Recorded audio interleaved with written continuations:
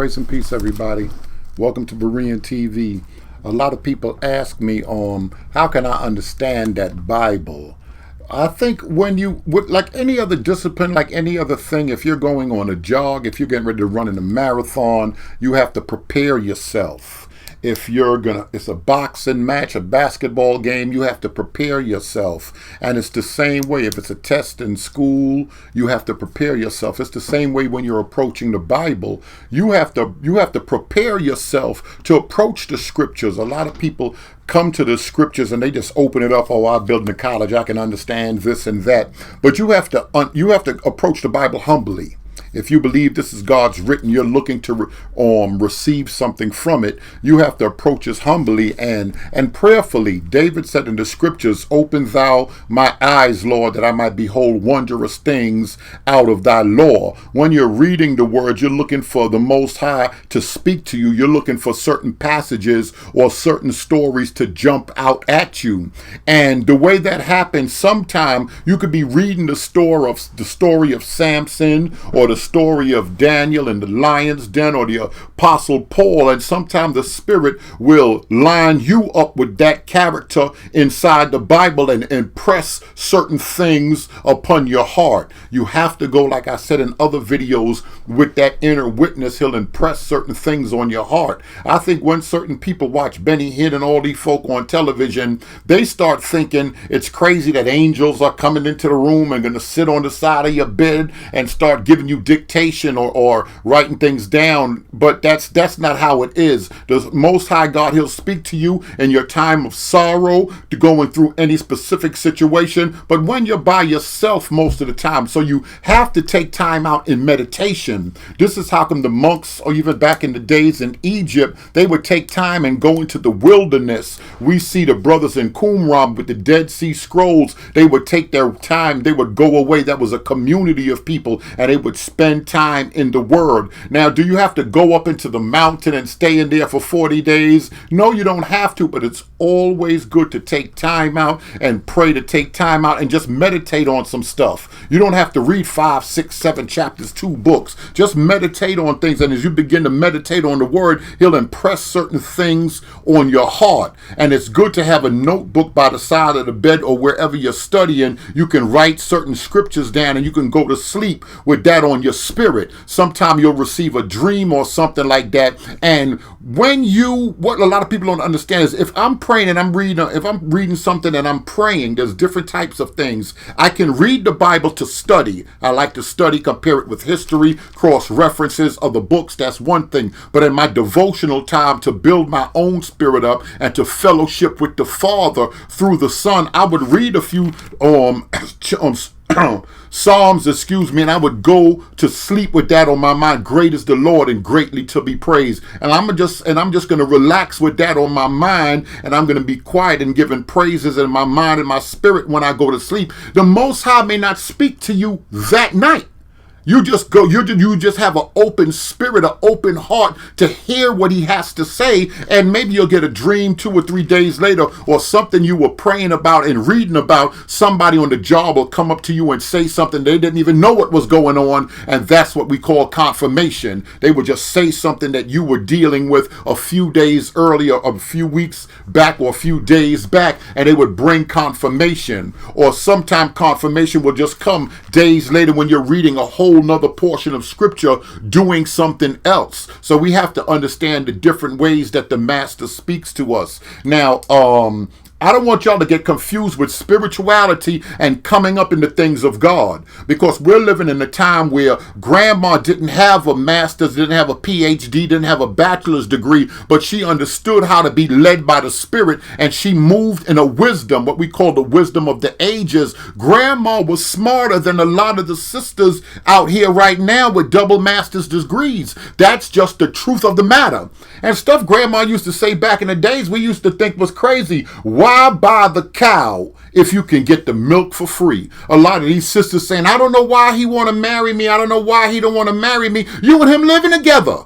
You already his baby mama. He don't have to marry you. He's doing his thing. Well, that's a whole nother subject right there. But I'm talking about the wisdom of the grandmother. Now, when it comes to a degree and having knowledge of how to use a lexicon and the Hebrew and Greek language, you have to be careful when you're approaching the Most High God. Because the Most High God said that my thoughts are not your thoughts. This is why PhDs have a problem, or educated people have a problem when they come to the book. They try to make the Bible a scientific book when the Bible is not a scientific book. It's a book of redemption and how the Most High God has done something to his people, specifically his people and others that call upon him. So we got to understand that. So you could have a degree, but grandma can have more knowledge in spiritual things because she takes more time and she's quiet and she listens and she's in tune with his spirit, so she can download things in her spirit. We've lost the ability to download things in our spirit, and we want everything to come through our intellect.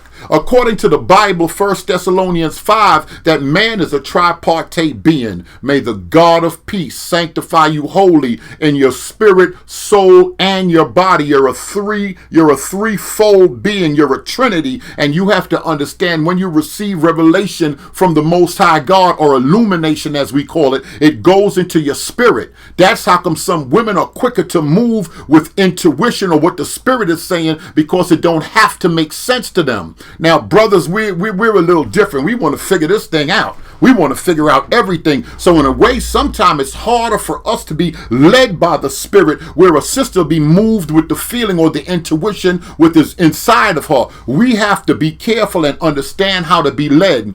But one thing I understand, from my years of dealing, in the church and doing what I do, I found out that when you deal with brothers mess up in the spirit realm because we confuse knowledge with spiritualism, or with being spiritual, or being a spiritual person. I hear a lot of people in the conscious community and Sign Netter, and they're talking about this and that, and the 5% lessons, and how far the sun is from the earth, and Masonic degrees, and Kabbalah, and Book of the Dead, and all that is to naught when it comes to spirituality, because those same brothers, they're using the N-word, they're cursing, they got multiple baby mamas, they're sleeping with women, they're fornicating, they smoke cigarettes, but they claim that they're conscious. When you're moving in things of God, dealing with the Bible, when you're moving in the things of God, you become more holy. That means you become separate, not perfect, but you become separate. So I'm not so quick to curse and use the N-word if I'm moving in spiritual knowledge of who he is. I have more sympathy for other people. I know how to respect my fellow man or my brother. I know how to treat my wife and my children better. I'm not quick to anger.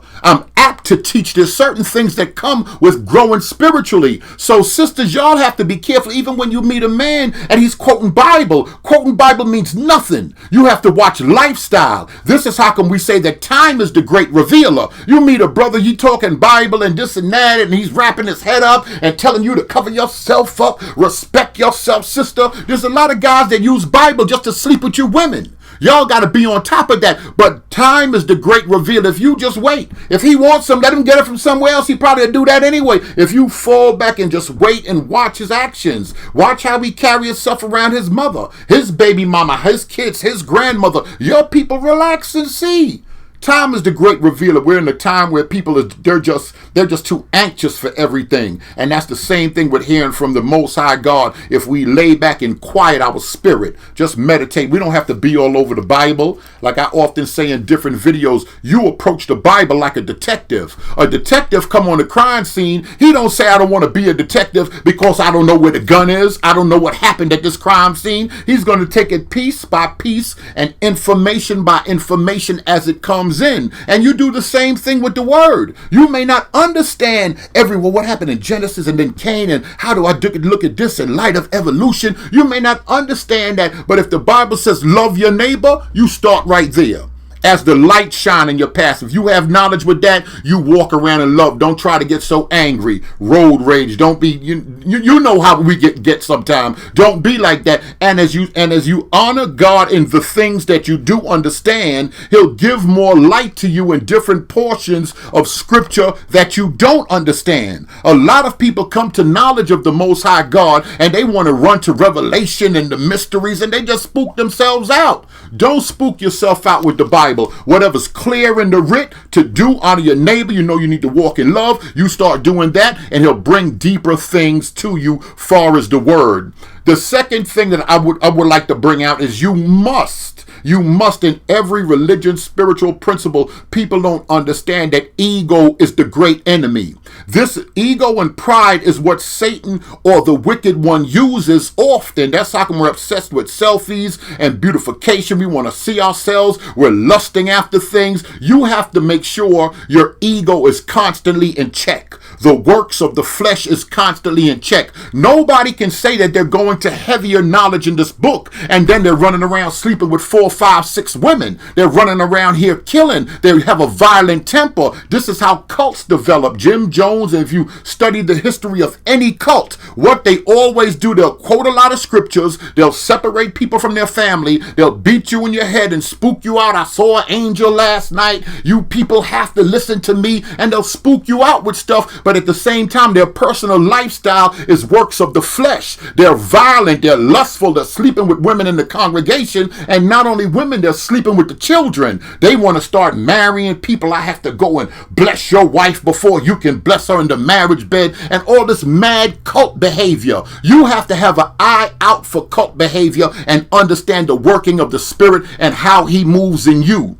The reason I say this because a lot of brothers, they would manipulate women with scriptures and religion and trying to talk smart. Brothers are coming home from the penitentiary and talking a whole bunch of Bible and history. And sisters, y'all are easily swayed. Let's just say that. And sisters fall into stuff and then later on come and they want counseling and say, I couldn't believe such and such happened. So one time is the great revealer. 2, when you're dealing with writ, follow what you know, and then the Most High will reveal other things to you. You don't have to jump to the book of Revelation immediately. The third thing is, brothers, when we're dealing with other brothers, like I know I meet brothers in the barber shop, they know what I'm into. Some do and some don't. But brothers are, because I've read a book, I've read some Diop, Anthony Browder, I was in the Book of the Dead, I read that Manly P. Hall. We use that knowledge and we spit knowledge back and forth to each other, but we're not locked in the spirit realm that's cleansing us, that's keeping us from having this black on black crime and keeping the lust of our flesh and speaking to sisters and getting this one number and lying to that one and doing the works of the flesh. There's so many brothers I know,